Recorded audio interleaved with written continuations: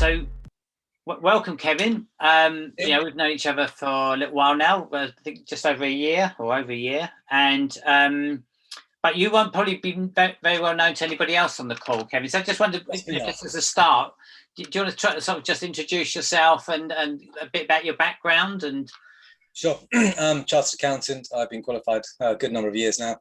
I have done all sorts of bits and pieces, from head of tax at a PLC to doing some HMO development myself. Been a landlord involuntarily since about 1988. Did get rid of that eventually. So did some HMO stuff. Haven't currently got anything actually. I got out mainly because of a big divorce, which was a good way of getting out of property. I work primarily as a troubleshooter for companies, doing interim work and helping small businesses work out what's the right thing to do, how to grow their businesses. That necessitates pretty much all sorts of the financial world, raising money, property, both commercial, predominantly commercial, I must say, but also all the tax side that go with that, from SDLT through capital gains, capital allowances, and yeah, most of those things. So a bit of everything, really. Right. That's really interesting. Very entrepreneurial and commercial bent. Yes, yeah. Which is why I thought you'd be a good presenter, really, for our meeting, Kevin. So I assume you're happy to take questions just as we go along. Yeah, I mean, this is primarily, as I said at the beginning, I'm quite happy to come into a Q&A session rather than a presentation, because you never know who you've got or whether it's going to be appropriate. So if people want to throw some questions out, I'll do my best at answering them. Yes. Yeah, however, before we do start, I haven't done a client fact find for any of you. I don't know your personal circumstances, and therefore nothing I'm saying tonight should be construed as financial advice. It is not meant in that. It's meant as general information. Yeah. That's that caveat out of the way on record. We've got it recorded, Kevin. That's fine. And I also give that sort of health warning right at the start as well, so to cover everyone. But thanks for the reminder. That was good. Thank you. So we've got, as I said, quite an active WhatsApp group, and I asked people to send questions in.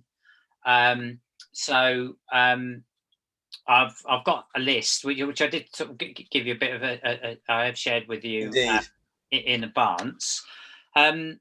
So maybe we should start with sort of how would sort of property investors identify a really good accountant? You know, what should they be looking for? How would you spot a good one from a bad one? It's that sort of question, those sort of questions we've had. I think it's really difficult, because first of all, you need to find someone who knows what they're doing, and with all these things, you probably don't know what it is you need to know. So how do you therefore gauge who the right person is? And the reality is, you can only go on recommendation. You can only go and talk to other people and say, is this guy doing the right thing for you? But that in itself doesn't necessarily get to the right answer, because someone might be a really nice guy and be doing what appears to be a really sterling job and missing loads. So I think you kind of almost need a checklist of questions to say, you know, do you know about this? Do you know about that? What do I do in these circumstances? What do I do about my SDLT bill? When am I able to get multiple dwelling relief? In what circumstances? I mean, it all depends on what it is you're looking at. The SA one, someone came up with the TOM scheme. I'd run a mile if someone tried to push me on the TOM scheme, because I think it's going to be the next area of attack. We've come out of the EU. It was an EU directive, and it was there to stop people having to register in multiple EU jurisdictions. Is it going to survive? Don't know. Probably not. Yeah, we'll probably come on to the TOM's scheme, Kevin, which is an interesting point. So I know you mentioned, so in terms of for the property investor to identify a good accountant. So you mentioned about recommendations being good, and from people you trust, and about experience. And I suppose it's sort of experience in the areas that you're going to be operating in as an investor, isn't it? Absolutely. You need somebody who knows what it is that you're doing. It's not just about the numbers, it's also about what you're trying to do, what areas. I mean, primarily, a lot of this time it's a suck it and see idea. You have to try things out. But if someone isn't giving you any ideas or anything further, A, you may not be paying enough, but B, they might not know enough. And it's one of those two questions as to you need to consider. If you are paying a basic bookkeeping service, you will not get proactive advice. You won't get volunteered. If you go and ask a question, do make sure it's the right question, otherwise you'll get the answer to the question you asked. And that sometimes can be more damaging than not asking the question at all. So you need somebody who's going to then say, well, what is it you want to do? And that's a different mindset. That's an entrepreneur going, what are you trying to do? What's your objective? What outcome do you want? If you are starting to have that conversation from an accountant, you've probably found a good one.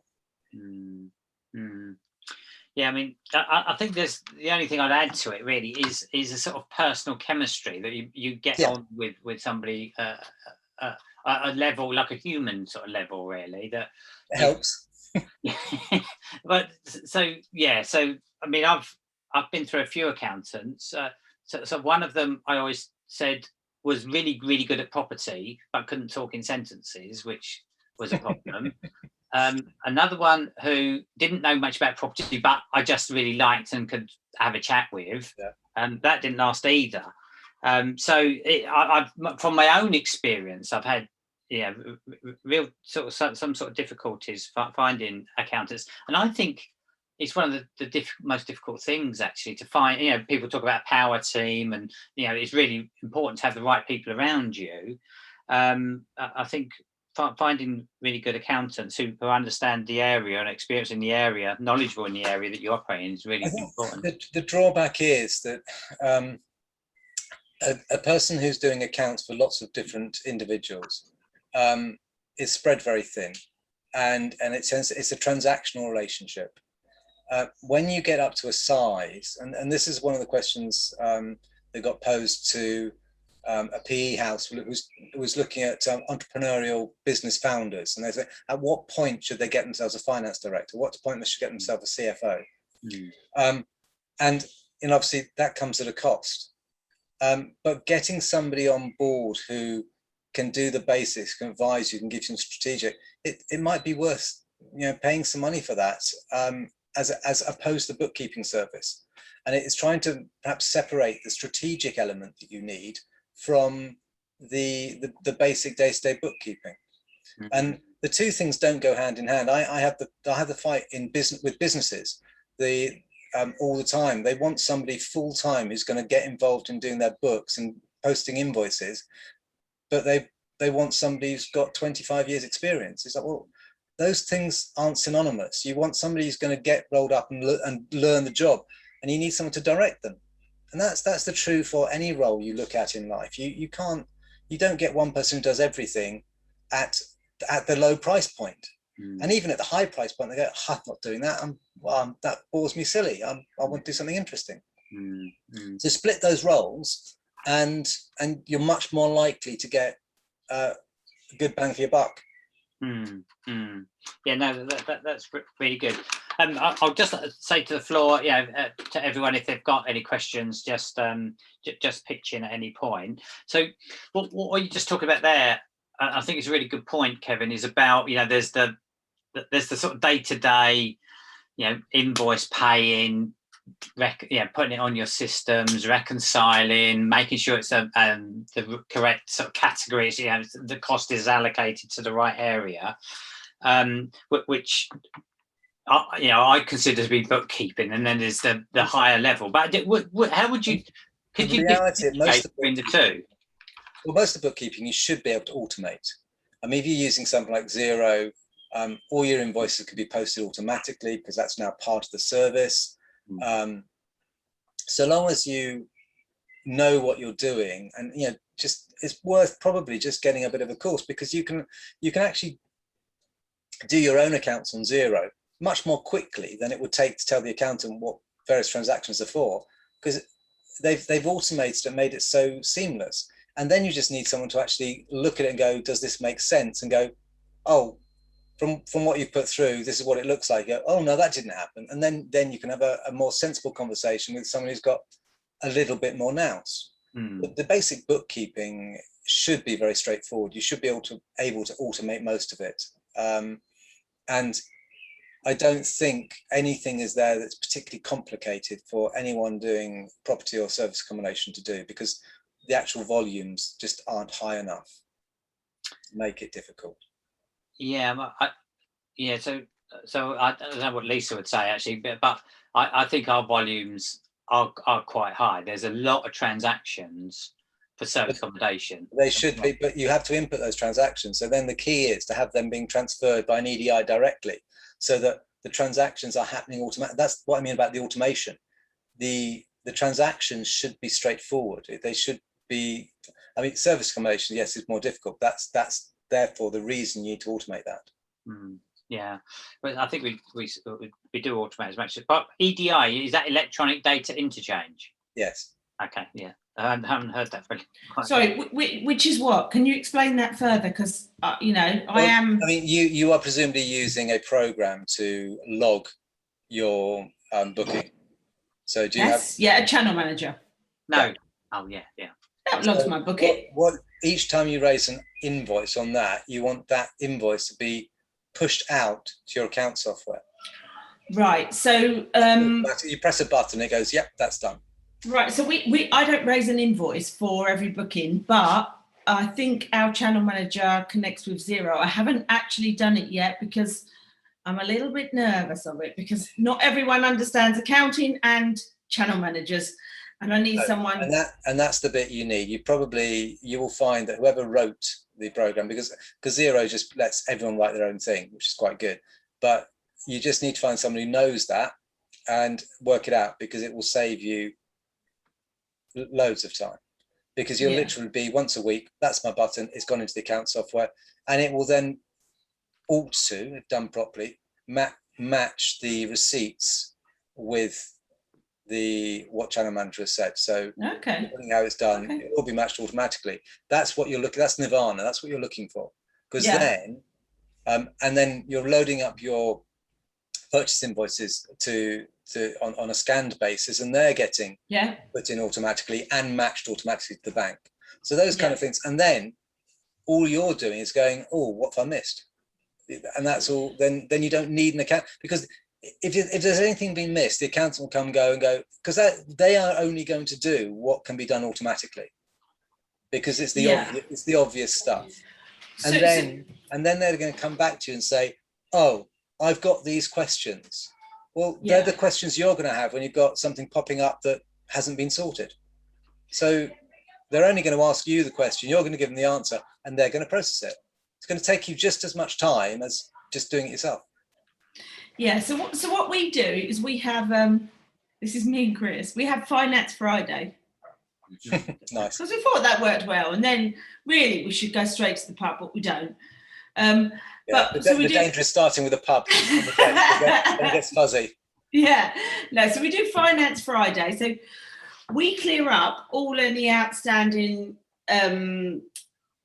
things that from the bookkeeping point of view. So we have a bookkeeper that works with our accountant and with us, because we do have several businesses and there's lots of transactions. So I used to do everything, but now I just do a few little ones, which I think, because of the connectivity between our channel manager and Xero, that would eliminate that as well. Well, so, the point being, you could still have the bookkeeper, you'd just be reducing their time. So that would therefore reduce your cost. What they'd be doing is just monitoring rather than actively entering and bookkeeping. So they're just checking the stuff had gone through correctly. So instead of, it could be a quarter of the time. Yeah. So at the moment, because we use like Receipt Bank with Xero. So in fact, he doesn't do that much because we've automated as much as we can. You do know that Xero's now got an integrated tool that's the same as Receipt Bank, but free. Is that called Dext? I can't remember what they call it, but yes, I think so. Yeah, we're using Dext. So yeah, so that's fine. So Dext is the new Receipt Bank. Yeah, that's right. Dex is the new series. Is there another one that's free? Yeah, it's I can't Xero. If I log into Xero, I'll tell you. Never remember what it's called. We like anything that's free. But anyway, if you just go into Xero, yeah, there is an option there. They have the same tool as Receipt Bank. It's not Dext but it is now included in your subscription. Okay. No, that's good. So what I'm saying is our accountant works really well with our bookkeeper, and we actually do so much less. Like a year ago, it was a drain, but now we're getting better. Finance Friday helps. Very sensible solution. Yeah. So we should maybe add the pub to it, but so that's another option. Add the pub. I think we are tomorrow, but yeah, okay. So we were talking about that's useful, Lisa. Thank you for that. So we were talking, Kevin, about the bookkeeper, and you I think rightly were saying about how you can automate the bookkeeping and maybe eliminate the whole role of the bookkeeper, really, and maybe just use a good accountant. Yeah, it depends on what you enjoy doing. Obviously, a lot of people get scared off by the bookkeeping, but you can certainly reduce the amount of time that you need a bookkeeper to spend, and therefore the amount of money you're paying them. Yeah. Okay. And any tips for finding a good bookkeeper? What to look for? Again, the problem is when you look at the people who are offering the complete service, they know they're going to automate it all. So you get what appears to be a very, very good fee, but then of course they're going to do all the automation for you, and you're going to end up with something where they're not doing a great deal. Now that takes a lot of strain away. There's a few accountants out there who seem to be doing a good job. I don't name names because I don't really know whether they are or not. I've never had the occasion to go and use an accountant. So well, you wouldn't. Well, no.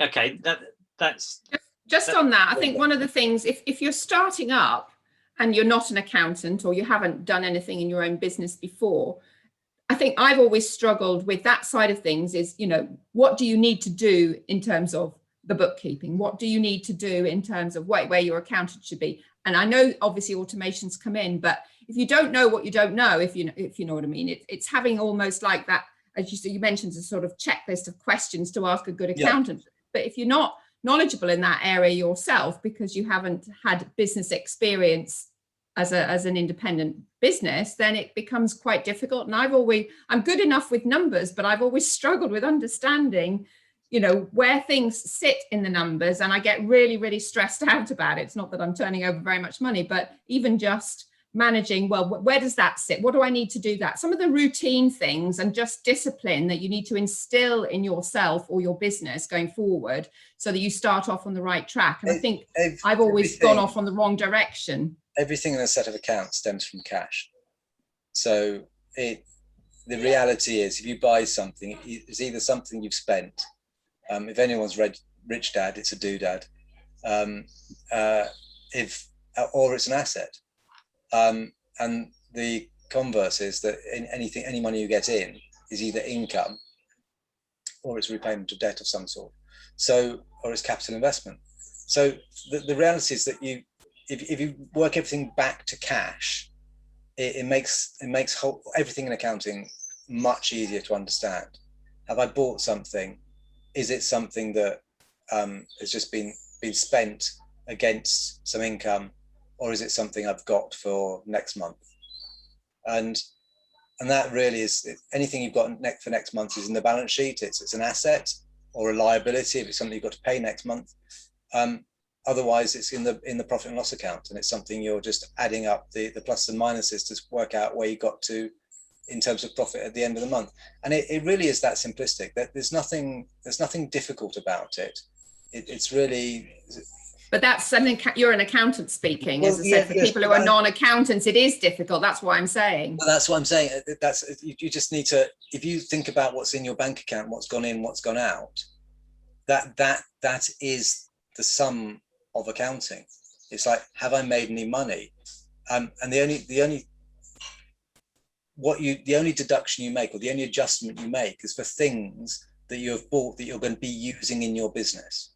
So if you go and buy, it goes as large as a house, although it would also be appropriate. But if you go and buy a computer, that's something going to last you a few years.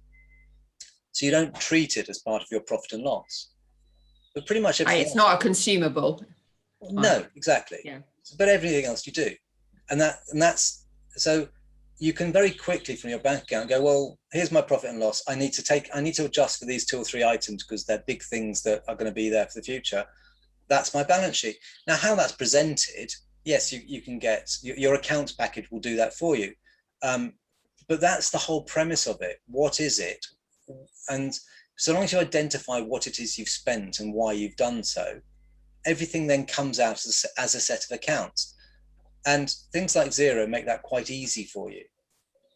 I'm not saying you're going to understand it off the cuff, but Xero has quite a lot of tutorials there. There are all sorts of YouTube videos available. So if you were to invest a little bit of time without the panic mode on, so switch the panic button down, turn it down a bit and go, oh, let's just go and what's going on here, as opposed to I've got to understand this, then you'll probably come out finding you've understood a damn sight more than you ever thought you would. Right. I think just to follow on a bit from what Melinda was saying, I wondered, Kevin, if there's some sort of service where someone can go into, say, a new business like Melinda's, and say, look, this is a really good way to set up your accounts. Yeah, this is really good software. So that because I know you sort of said it's fairly straightforward, but even just to go through, when you've got a business to run, to start going through, YouTube tutorials, basically you're trying to become like a mini accountant almost. I was thinking it'd be great to have a little service where you could sort of bring somebody in and they could set it up for you, show you what to do, and then sort of leave you to it. I thought that might be a useful service. Well, funnily enough, myself and a group of fellow accountants are starting to set up a business which runs along those, not just those kind of lines, but all sorts of other consultancy things. So we are looking at that kind of thing. There are people in the market who run a service which is do everything for you, but it's not so much setting it up for you. Although they're probably, I think the charges would be too high, to be fair, because you're looking for someone to come in and consult for up to a day, and that's going to come with a day rate for a professional person. It's not going to be the cheapest. Okay, I was just thinking about, because I absolutely could empathise with what Melinda was saying in terms of you're just starting up a business, you've got a million things to do, and you don't want to start learning new skills for accountancy. You want to do the right thing, and it's really important to do the right thing, but you sort of, that's when you need someone to come and help you, not to sort of try and learn the new skill. That was all I was thinking. I think, and then you are looking for someone who's going to do the complete accountancy service. And I think, the one I've listened to a fair number of webinars who do is a group called Fusion. They do bits and pieces. They've looked quite good. They've said stuff that looks interesting. I looked at what they were doing. I thought they were expensive, but then that's my view. So I don't, I when I'm looking at bookkeeping service, I know what I want to get done, and therefore my view of what is value for money is probably very different to somebody who doesn't know what they're doing.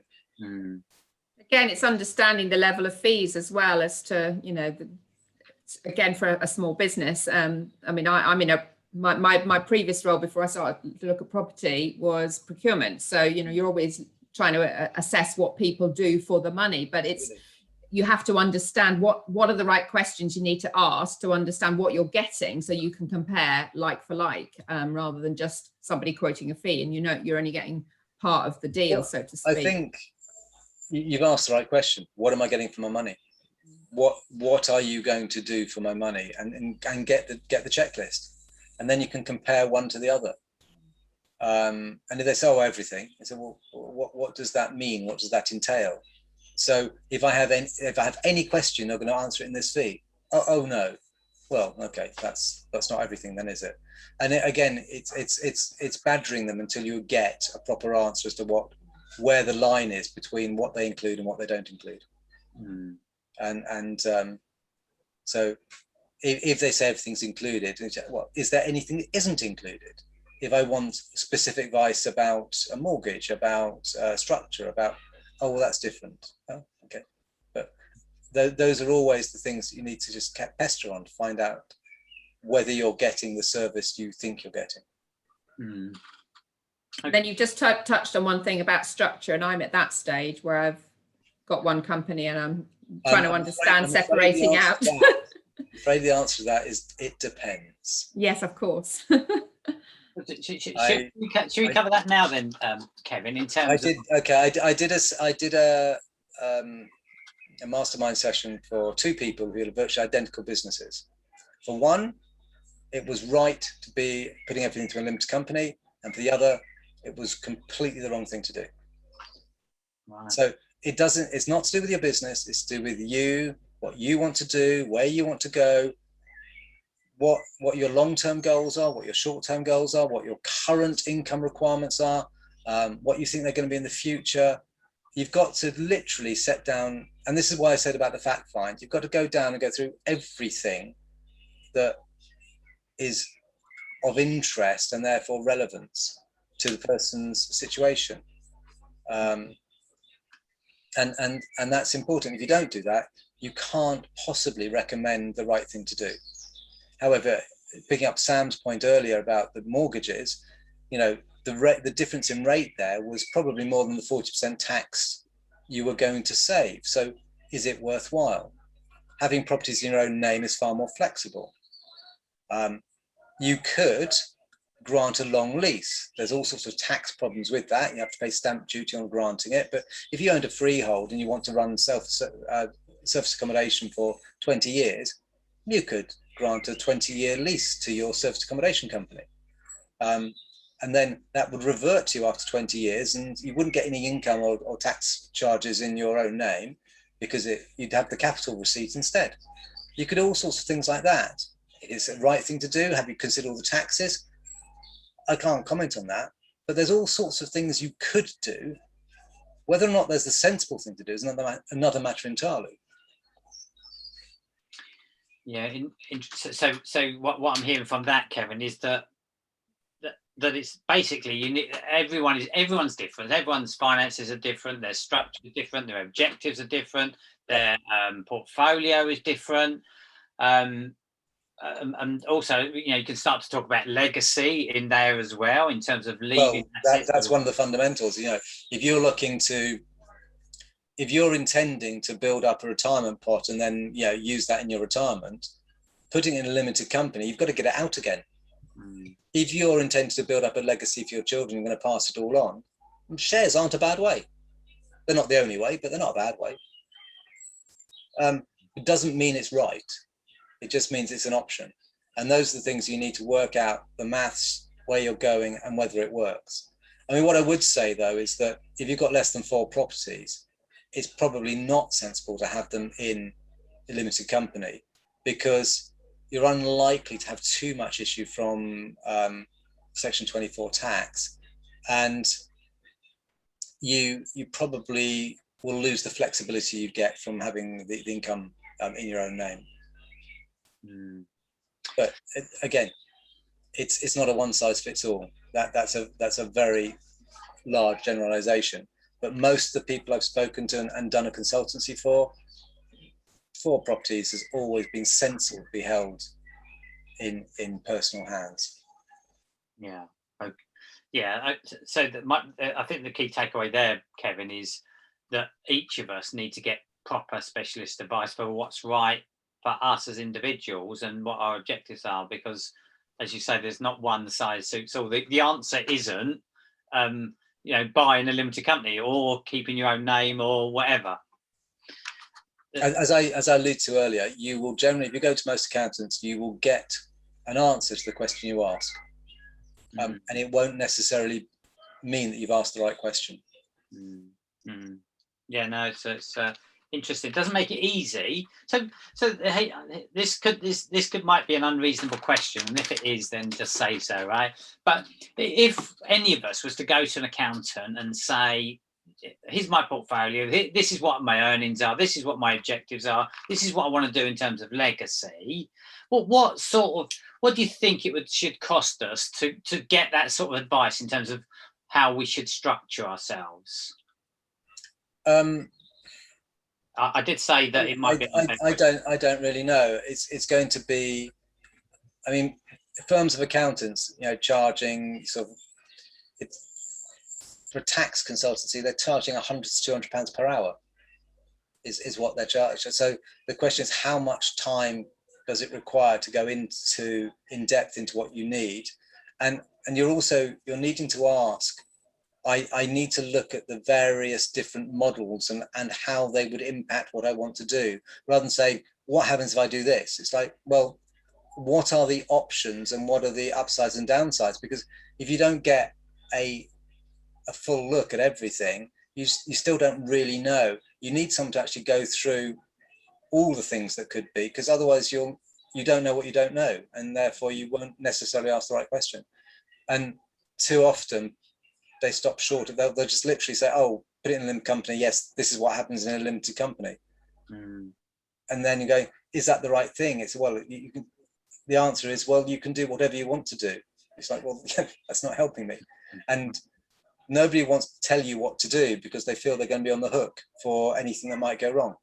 Well, yeah, there is that. That's very true. So, whenever I've done these things in the past, I've tried to say, well, look, these are the ramifications of each of these pathways, so that the person can make their own decision. Yeah. That's a very valid point. You do need to know the pluses and minuses. And I've been going around in circles just trying to understand whether I should be keeping it in my own name or putting it into a limited company or whatever. So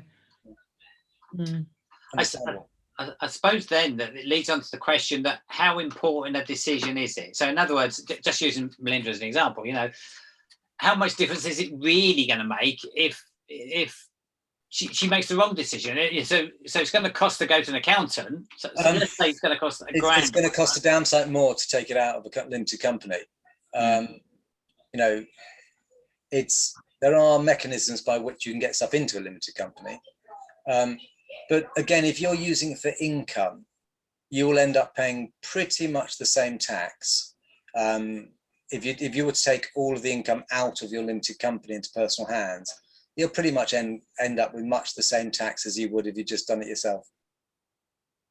There's the advantage of things like limited companies is you can shove a whole load more costs in there, which might not necessarily be treated as part of your ordinary rental income. Because it's a limited company, you've charged, it's happened in the limited company, therefore it's a cost of the limited company, and therefore you'll get the deduction more often than not. If you're trying to put it through your personal accounts, it's a bit more difficult to get away with some of the grayer areas. They might get questioned more. So they might not, but you just don't know. So that's one possibility, or one possible advantage. But it just putting together a set of accounts for self-assessment, service accommodation. Obviously, it's being treated as a business. It's a holiday let business. It's treated as a business, and therefore VATable. But as such, you can put all the costs you would put through in a company through that business, and it won't get questioned in the same way that ordinary AST letting would. Okay. But again, whenever you put in a tax return, it's a lottery as to who's going to get picked for review, and much of this is about trying not to have sudden changes. You want things to be as clean as possible. You want things to not raise eyebrows. So things go through, don't raise eyebrows. Once you get reviewed, the chance that it's going to get flagged again. Each time you get flagged, you get more chance of being flagged again. So it's just keeping the nose clean, really. Don't make waves. Don't come after you. So I've always, me personally, I've always paid a little bit more tax than maybe I could have got away with, but on the basis that keep my head below the parapet and just carry on. So that raises an interesting point, actually, because in the past I've paid for insurance should I be investigated by HMRC. But would you say that's a good thing for people to take out? If you get investigated, absolutely. It's actually considering the cost that you can incur on an investigation against that premium, it can be, yes. I was involved very early in my career on an investigation into one of our clients. It was a big multinational, but the team spent 6 months preparing a report. Wow. And that was a team of 5, 6, 7, 8 people. Yeah, so that's a multinational, isn't it? So yeah, I know, but the point being, I mean, a tax return for that company would be done in a week. And this was a 6-month report going back 20 years. I mean, it was, so pretty horrendous. So your point is that you try and keep your you want to try and look like you know what you're doing. Have obviously there's going to be volatility, but in your accounts, but try and keep that to a minimum, really, so that you're not raising concerns. Really, you're not asking for the questions, and you're not asking to be looked into, really. Well, yeah, I mean, it's not about changing stuff. I mean, if things are volatile, they're volatile, but it's but at least understand why, so that if a question comes back, you can answer it quickly and not go down into an investigation. Okay, I don't know if anyone's ever been investigated. I haven't, or we haven't, but it doesn't seem like from people I've spoken to who have been investigated, it's not a particularly pleasant experience. No, it's an awful lot of time. A lot of management time, a lot of effort, and to have an accountant picking all that up on the back of their insurance is great. Yeah, I think, just off the top of my head, I think it's about £150 a year for each business to have that sort of insurance, really. So it doesn't seem like an awful lot. Yeah, I think the risk is quite low, but the rewards against the cost would run into thousands. Well, if not tens of thousands. That's insurance all over, though, really, isn't it? It's like house insurance and car insurance, etc. Okay, that's really good, Kevin. So thank you very much for that. Melinda, did that cover all your points? I'm probably more confused than ever. I seem to be going around in circles and trying to understand my circumstance. I mean, I totally understand where Kevin's coming from. Everybody's circumstances are different. The phase we are in our lives. You know, obviously, as I said, I'm selling my main property to invest in property. The question is then, do I put them in a limited company or do I keep it in my own name? And I'm relatively close to retirement, so to speak, and I've got a son. So it's just like trying to sort of think of all of the options and where do I put it? As I said at the beginning, if you've got less than 4 properties, there's very little benefit in going to a limited company. So until you get to the point that you've got to over 4 properties, it's probably not something you should be worrying about. Okay, which is not the advice I've been told up till now, because we've all been sort of told, you know, because I've got 1 property currently that I let. So obviously, you know, I've got that mortgage as a personal owner or buy to let scenario. But it's just, I'm at that stage of about to say set up a property company to buy and own properties, but I would be loaning my money to my company in theory to then buy those properties in the company name, and that's where I'm getting totally confused and going round and round in circles, if you know what I mean. So I know we're not giving Melinda individual advice, Kevin, but if Melinda's objective was to eventually own more than 4 properties, would it be prudent to start off by purchasing in a limited company because of where she intends to go to? And what the objective? No, not really. I don't think so. Because you can always sell one of those 4 properties, or you can always push it into the limited company. You can always transfer it to the limited company and realise some of the capital gain and rebase it. Again, that's my personal view of what I would be doing. But it, there might be some tax consequences, but on the other hand, my personal view is that the flexibility outweighs potential costs. But that's for my own personal view. I would not be buying properties in a limited company at the moment. For me, I'd be buying them personally, at least until the point I've 3 or 4, because it doesn't bother me too much to have a little bit of extra tax going through, because I keep that flexibility. Okay, so I'm not really sure how much that helps. But again, as I say, the problem is, Melinda, people will tell you all sorts of things based on what they want to do rather than what's good for you. And that's very true. And as I said, obviously with my inquiring mind, I want to make sure I get it right. But as you said, it's I'll ask 5, 6, 7, 8 people, and I'm getting 5, 6, 7, 8 different answers. Right. Well, the problem is in property is no one's got a crystal ball, so you can't get it right. You can only react to the circumstances of the moment.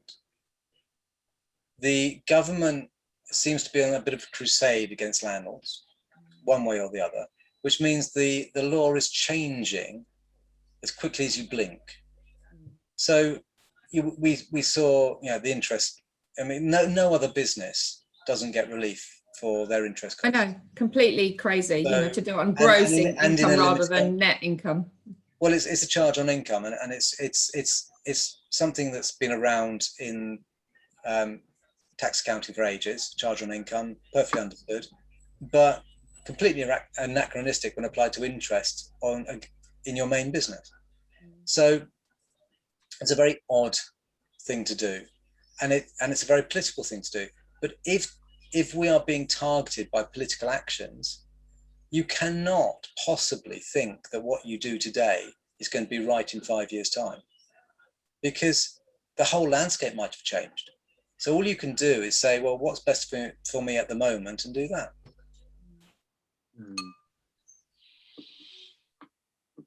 Food for thought. Okay. Thank you. Unfortunately, there's no right or wrong. Yeah. No. Okay. Thanks, Kevin. Just moving on. I've just you touched on it earlier, which was about sort of stamp duty land tax, so SDLT, and a few months ago we had a talk. David Hanna, yes, who basically anyone asked me about SDLT, I send them to David. Oh, really? Absolutely. That's interesting in itself. So thanks for that. So the actual question that had been sent was, how much help should an accountant be able to provide a property investor on the SDLT side, because it seems quite complicated. Right. How much should they be able to provide, or how much can they provide? Those are two very different questions. I think they should be able to provide an awful lot of help. Right. If I'm being cynical, I think they can provide a little less. Right. It should be very straightforward. The rules aren't difficult. But if you're not looking at them most of your time, then you're probably not really focusing on them. People like David specialise in SDLT. If you've got anything that's a bit odd, it's worth a few £100 he's going to charge you to actually go and get an opinion. Right. Okay. Oh, okay. But and you'd say that for the for the majority of accountants, that they're not going to have that specialist knowledge, and we'd be. Well, the majority of accountants should. The biggest problem is the majority of solicitors haven't got a clue. Yeah. And you don't tend to, when you're purchasing something, it's the solicitors who put in the SDLT returns, and they're the ones you need to get it right. So you need to be aware of the sort of things that you should be checking with your accountant to make sure the solicitor checks the right box. Things like multiple dwelling relief are, the ones that most often missed. I think it was because of that very point that solicitors don't understand it really that well, that maybe the question was asked, well, should our accountant be able to help us with that calculation? You should be, but have you engaged him to do that? Mm. Well, I've never done it, actually, I must admit, but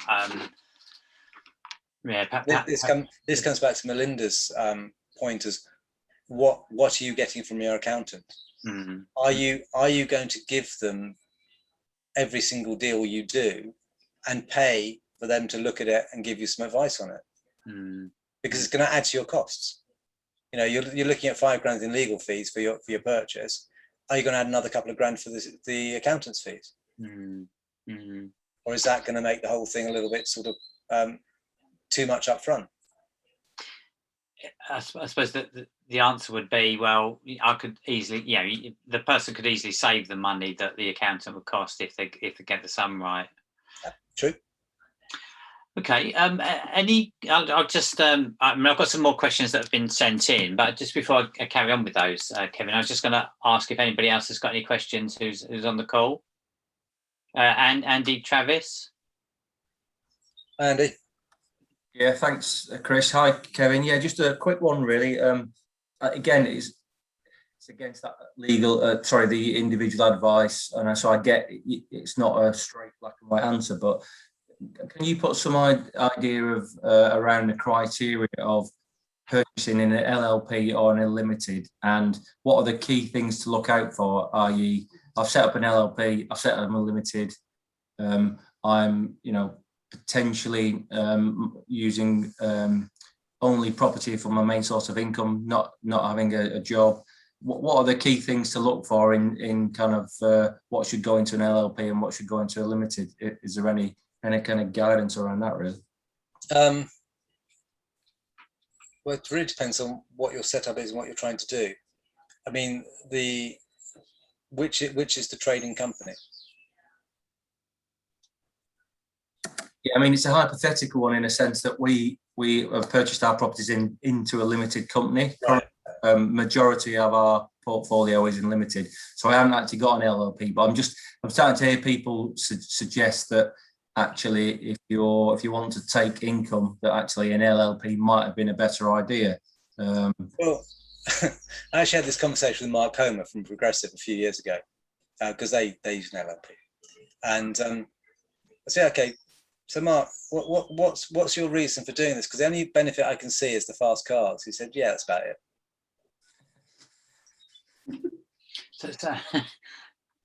It's basically when an LLP is a partnership, when all your car costs, you don't get stuck with a limited deduction, £2,000 deduction. You get to put the entire depreciation cost through. So when you've got your 400 grand Ferrari and it's depreciating, or actually their Ferraris don't tend to depreciate, but anyway, when you've got something that is depreciating, you're allowed £2,000 against your tax. If it's in a partnership and you say, but actually I only use it for 20% personal use and it's depreciated by 60 grand, then you go, well, I'll have 60 grand and I'll knock off 20%. Still leaves me with 48 grand. I'll put that against my tax. Hey, happy days. And I can drive a nice big fast car and not get taxed for it. Great. Because all I'm paying is the 20%, which I'm taking out of the equation, disallowing. So that's how you basically look at the deduction for personal usage, and it tends to be a damn sight less than the scale charge that the government would charge you for having a company car. So it's those kind of things. But in terms of mechanics and how you get your money out, yeah, anytime you try to get your money out of an LLP or a company, you're going to end up with 40% tax by and large. You might be able to save a little bit around the national insurance. And the question is, the 8,000 question was a national insurance question. So you don't pay employers national insurance when you take 8,000 out of the company, you take the rest as dividends. So those are the sort of things that you do. However, all those people who were self-employed doing that suddenly found themselves without any income from Rishi Sunak. So yeah, swings and roundabouts. Okay, thank you for that. Yeah, that makes sense. Yeah, you happy with that? Well, I'm saying, it's so you can't. I mean, I feel like a bit of a scoundrel because I can't really give you any direct answers because I don't have the information for you based on your particular circumstances. Yeah, no, I think it was hypothetical, but I thought I was missing out because I put like 8 properties into an LLP, into a limited company, and then people started telling me, "Oh, you should have probably put them into an LLP," and I'm like, "Well, why? What's the advantages and the disadvantages?" And I think that's why, it's too late now anyway to move stuff around. It's going to start costing you money anyway. But I mean, whatever decision you make, you've got to stick with it because at least for the property you've got. It doesn't mean you can't do something with another company or another vehicle or an LLP if someone can give you a valid reason of what they're doing and why. And most of my work tends to be in the corporate arena, so it's more about corporate structures and what you're doing to actually corporate restructuring, moving stuff around, and the rest of it. It's just a twist on that question. Really, is other people also saying my accountant said it's not necessary, but if you have a different property type, so if you're running HMOs or you're running SA or you're doing standard buy-to-lets, that people say, well, you should probably have those properties in separate limited companies so that one doesn't affect you. The one that is potentially to be kept separate is holiday accommodation or service accommodation, because it's treated as a trade, and therefore as a trading entity, if you were to wind it up or sell it, you would be eligible for entrepreneurs relief if it's still around when you came to do that. Yeah. So an investment company won't benefit from entrepreneurs relief, but a trading company will. There's a few other bits and pieces around trading companies, but keeping C3 from C4 apart, not really necessary. But the holiday accommodation, but the same token, you could keep the property in the company, and then you could keep the revenue in the trading company and roll up the revenue that way. But if it is an asset being used for a trade, you would get potentially business property relief when you come to sell it, and therefore get the entrepreneurs relief on it. Thank you. Okay, that's helpful, Kevin, and thanks for the question, Andy. Just covering a couple of the questions that have been sent through, Kevin. One of them was,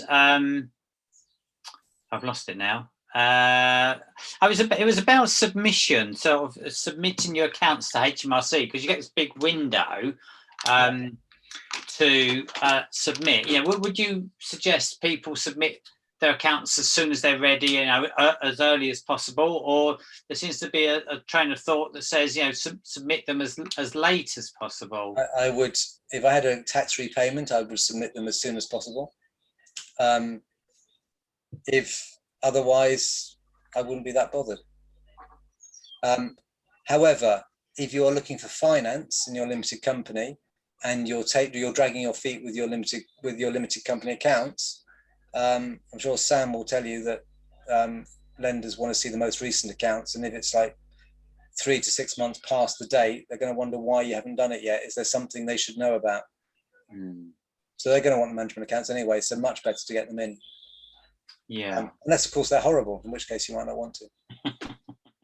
So if the government, so if HMRC owe you money, get it in early. Obviously, get the money early. If it's going to be a problem, sort of late would seem sensible. I mean, you're not going to get penalised for putting in your accounts in on time. You've just got to pay your taxes on time. And actually, you've got to pay your taxes whether or not you put your statutory accounts in or not. It's more a case of who's going to be looking at them. Who are you worried about might be looking at them, because they're a matter of public record. Now, if they're small accounts, they can't tell anything from them anyway, so it doesn't really matter. But having your sets of accounts ready for people who might be giving you finance is a good thing to do. Even you can have them even if they're not being filed. So yeah, we've finished the accounts, but we haven't filed them yet. They might ask you why, and say, well, we don't want our competitors to see them until we have to. But they do check on the credit referencing agencies. They do check whether you filed your accounts, and the longer the time, the worse it hurts your credit. Oh, really? You think it impacts your credit rating? Certainly, if you've not filed your accounts, yes. Okay, well, I hadn't really thought about that angle, I suppose, but that's quite interesting. Just the last couple of questions. You might not want to go down this particular route, but it was about sort of alphabet companies and smart companies. This is where you sort of have different sort of well, I'm not telling you what it is, but sort of smart company structures with different sort of share groupings and different shares having voting rights or capital rights or dividend rights. Is there anything?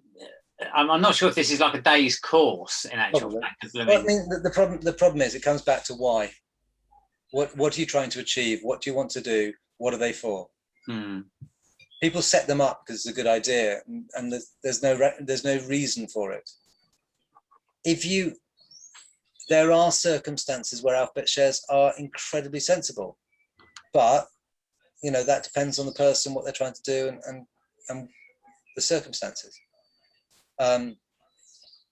If you want to, if you've got your kids in the business and you want to give them dividends without having to take them yourself, you could use alphabet shares. However, you could equally just waive your dividend, and you'd get the same result. Yeah, the way that we've certainly used it is in terms of legacy by providing capital sort of gains against our children, which then means that they don't pay it in terms of inheritance tax. That's the sort of way we've used it. You don't necessarily need alphabet shares to do that. Okay. What's the other ways could you do it? Well, you're giving them share capital. So the question is, whether that share capital is an alphabet or standard, you don't necessarily need to divvy up the share capital in that way. If you're worried about the controlling of children taking away control from you, then yes, alphabet shares are probably a good way of doing it. If you don't have those concerns, it doesn't make much difference. Okay. I think it's quite a complicated sort of question. Yeah, it's not straightforward, and it will depend on the circumstances and what the goal is. Yeah. Okay. And I think that's been the theme through the whole of the talk, really. No. Sorry. That's absolutely not a criticism. I think it's absolutely the right advice, really. That there isn't just a simple answer, which I think in some respects goes right back to what Melissa was talking about in terms of it's quite tricky for us as non-accountants, and it's not our specialism. With business people, investors, knowing the route to take, really. I think, but that's been really helpful. I suspect the question about TOMS, so this is the tour operators margin scheme, which is really of great interest to people with service accommodation. Yeah. I suspect that's you did touch on that earlier in terms of you think it might go as part of the EU. I don't know. I'm just, it came in as part of the EU directive, and the principle of it was that it wasn't, tour operators couldn't distinguish the VAT on their supplies, and within the VAT directive, or within the notices, there's a comment. I can't remember exactly what it says, but basically, where you cannot distinguish the supply is attributable, then you can apply TOMS. Now, I tried to get, I looked at this in detail because I was trying to get an invoice for myself for a car hire, which was a UK car hire, a UK asset. There was no question that they couldn't see what supply was, and therefore, but they basically said no, it was under TOMS. So I looked at it in quite some detail because I was so pissed off about it, but no, they hid behind it, that's fine. The problem is that there are very specific requirements for TOMS. You are supposed to be an intermediary. You're supposed to be literally just acting as an agent for a service that's being supplied by the provider to the end client, and you will take a commission in between. So therefore, the service has to be the same service that's being provided to you as the intermediary, which has not been materially altered, and that's a really important phrase in it. And for most SAs, that's never going to be the case. Also, VAT Notice 709 says that accommodation advertised or held out as suitable for holiday or leisure use is always treated as holiday accommodation. You must account for VAT at either the standard rate or the temporary reduced rate. Now, it doesn't matter what Tom says, you've got holiday accommodation. It's a physical asset in the UK. It's being let out for leisure or holiday purposes. It is standard rated. Now, obviously, there's different VAT notices there which potentially give you a way out. Would I risk it in an investigation? Probably not. Okay. I think the most scary thing you said then, Kevin, was VAT Notice 709. The fact that there were 708 at least. So 700/9. All the VAT notices come under 700 / something else. Ah, okay, right. Sorry, I had this vision of hundreds of VAT notices, which would. Well, no, there are. Don't worry, there are. The VAT legislation is about that thick. Great. It's a great read. That's sadly I do go and read it when I see a notice. I go back to legislation to see what HMRC's interpretation of it is. Wow. That I suppose that's your business, isn't it? That's why you're such a great accountant and you're so knowledgeable, and you can quote VAT 709. So that's very, very good. I'll just open to the floor just before we close, just before I go on to the close. So any other final questions? Andy? Yeah, sorry, one more. You mentioned multiple dwelling relief. That's the first time I've heard it. What is that? If you buy two or more properties in one transaction, you can divide the total proceeds by the number of properties, and you apply the SDLT based on the average number, not on the total, which can be a substantial saving if you've bought 5 properties for 1.2 million, because you get them all under the 250 grand threshold. Whereas before they were treated as a single purchase. You buy a block of flats, 5 flats at 1.2, that would have been an arm and a leg in stamp duty. Instead, it comes under 250 grand, which currently is 0. So great. So they wouldn't have to have separate titles necessarily then, no. You're saying? Or they would? It can be a granny annex. Oh. And that's one of the biggest bones of contention, because it can be a granny annex. Separate dwelling. And then you've got multiple dwellings, which for a very big house with an annex attached, that can literally halve your stamp duty and then some. Yeah, that's really good actually. That I think that's one of the things that the SDLT guys spoke about as well. Oh yeah, it's one of David's hot topics. Yeah, no, that's really good. Okay. Any last questions? Otherwise, I'm going to move on. So, I'm just going to share my screen. Kevin, that was really fantastic. You've got great knowledge, and I really appreciate you sharing that with us, and taking all the questions as tricky as they were. So thank you very much. I really we all appreciate it. So thank you very much. If you've got any, if it'd be good to have ways to contact you, Kevin, if anybody wants to contact you. Well, it's all on my LinkedIn page. Someone just looks me up. LinkedIn, okay, that's great then. So thank you very much. I'm just gonna quickly share my my last slide. So your LinkedIn page is obviously better than mine, Kevin. I don't know about that. In fact, I've been thinking about trying to get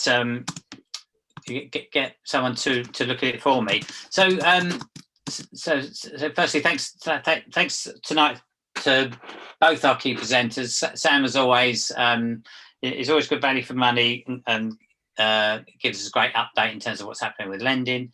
And Kevin's been fantastic tonight, answering the questions that we sent in. And I appreciate that, Kevin, so thank you very much. Our meeting next month, because lockdown easing, the plan was to have a physical meeting. Unfortunately, that won't be possible. I can't get the venue to even agree a booking at the moment, so that's a bit more tricky. So there will be a Zoom call as normal on the 1st of July. I can't tell you who the speaker is yet, but it will be somebody who's interesting and very worthwhile. So thank you all very much. And if you need to get hold of Kevin, there's his LinkedIn, and Sam's got his millions of ways. So there's a question from Melinda. Kevin, are you the that's me portfolio? Fantastic. Hopefully my photo is recognizable, but anyway. Well, people use sometimes quite old photographs. Yeah, that is a bit old, actually. It needs to be updated. Okay. I just thought I better check because there are quite a few Kevin Griffiths around. There are, yes, indeed. Right. Okay. Sorry, I shared the wrong screen there. And thanks for the message. Thank you all. So I'll just sign off now. I wish you all a lovely month. Stay safe, and we'll be back again next month. Thanks for all the questions. Thanks again, Kevin and Sam. Good night. Good night, everyone. Good night. Bye. Bye.